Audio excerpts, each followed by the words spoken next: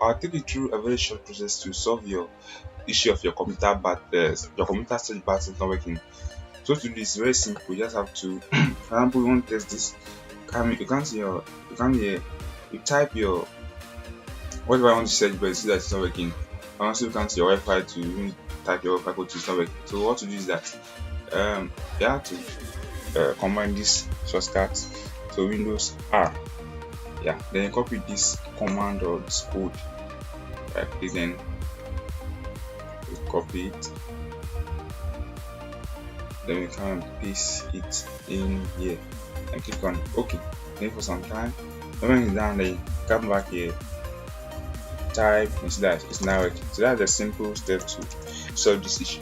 And also, I'll leave the code or the command in the description below so that I can copy it from there also. So not to save it somewhere so that whenever it happens, just have to use this.